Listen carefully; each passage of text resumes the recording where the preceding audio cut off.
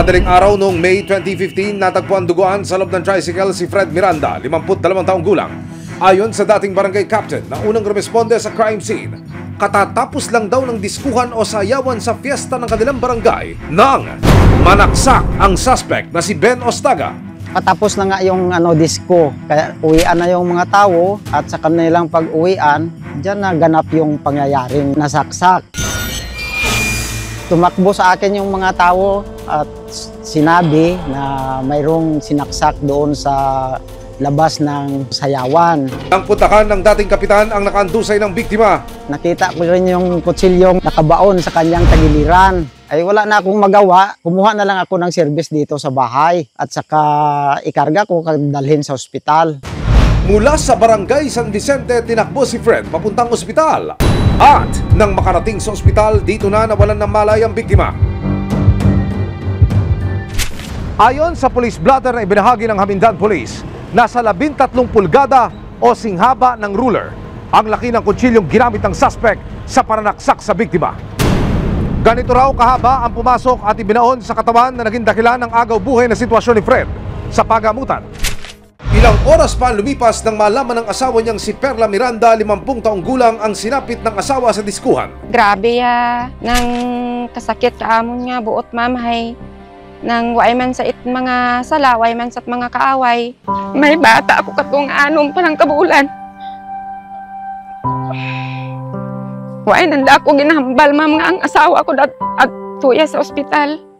Pagdating sa ospital, hindi na raw makausap ni Perla ang kanyang asawa na wala pa ring malay dahil sa malalim na sugat na natamo nito. Siya man lang ang pangitat paagi nga mabuhi na ang anang pamilya. Ga-eskwela pa yaam niya mga unga nga mga gagmay. Ay kung waay sa ma'am, hindi ko makaya. Ay, may bata ko nga. Pero ang pinakamasaklap, ang suspect na si Ben agad daw na umeskapo mula sa kanilang probinsya. Kaya ang hiling noon ni Perla, matunton ang pinagtataguan ng suspect. Amo gid ginapangayo namon sa mahal nga Ginoo ma'am nga dapat madakpan ang nagbuno kanana para matawaan man ito siya natabo sa akon nga asawa nga grabe ang pag-antos sa ospital. Hawak ko po ang kopya ng medical legal certificate. Bukod sa saksak sa likod, kinailangan pang opera ng biktima dahil tumagos pa raw ang kutsilyo sa kanyang tiyan na may habang halos 10 pulgada. Kinaumagahan, agad nagsagawa ng backtracking operation ang mga otoridad. Ito, ang investigator namin nag-follow up doon sa crime scene at mayroong witness na nakakita at naka-identify ng suspect. Pagsaksak, tumakbo agad yung suspect. Yung sasakyan nila na ginamit kasi ang multicab, medyo mabagal, so mahigit 1 oras bago makaabot sa ospital. Paano nga ba humantong sa madugong insidente ang dapat sana'y isang masayang diskuhan ng barangay? December 3, 2024, kasama ang Hamindan Police at Barangay San Vicente, pinuntahan ng resibo ang lugar kung saan sinaksak ang biktima. Ayon sa salaysay na ibinahagi ng Barangay San Vicente sa mga otoridad, parehong dayo sa lugar ang biktimang si Fred at ang suspect na si Ben. Nagsimula raw ang gulo ng magkapikunan ang nooy pareho ng nakainom na sina Ben at ang anak ni Fred na si Julius. Hinampas daw ni Julius ng bote si Ben at dahil gustong makaganti, dito na raw naglabas ng panaksak si Ben at inundayan ng saksak si... Naku, imbis na si Julius, ang ama nito na si Fred ang napuruhan. Wala namang kasalanan yung si Fred eh. Nung ibang araw, mayroon ding diskuhan doon sa kabilang barangay, ay yung mga anak niya ay lasing. Ay palagi naman silang umiinom. So pagkatapos ng sayawan, inuman, nakalalasing, yan, nagkagulo na sila.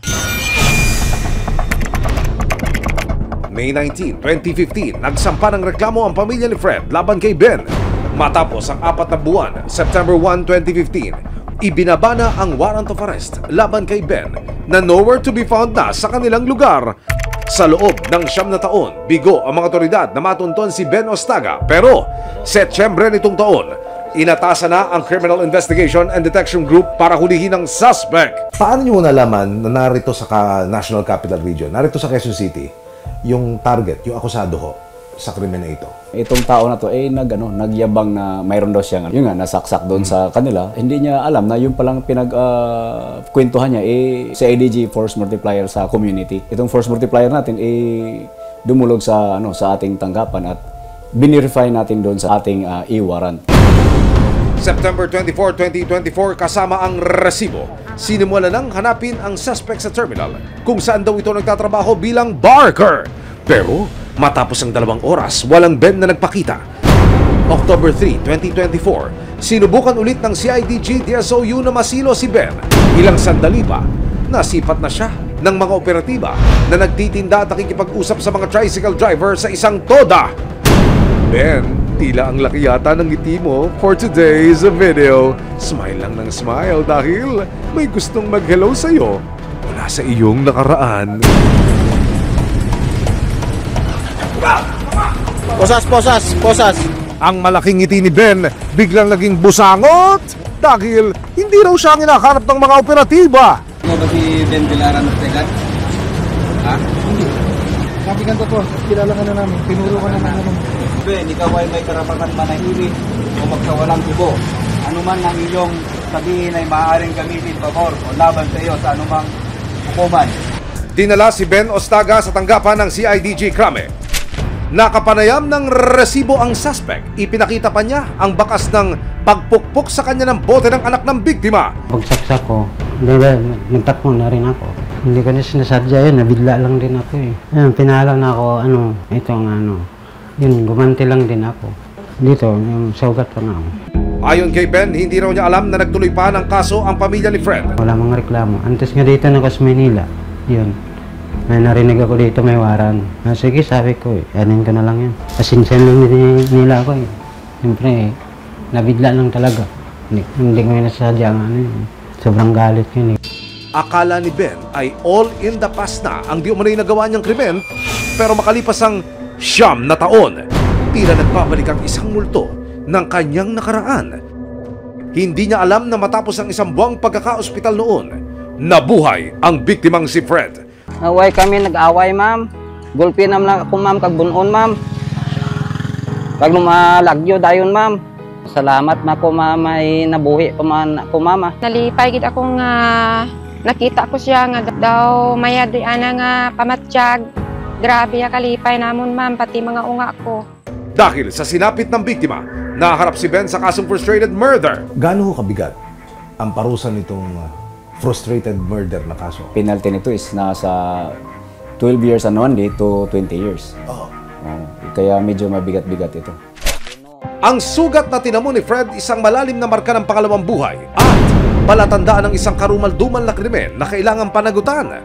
Sa paghilom nito sa loob ng halos 1 dekada, nananatili ang pag-asa ni Fred at kanyang pamilya na makakamit pa rin nila ang hustisya. Maraming salamat sa panonood, mga kapuso. Para masundan ang mga reklamong nasolusyonan ng resibo, mag-subscribe lamang sa GMA Public Affairs YouTube channel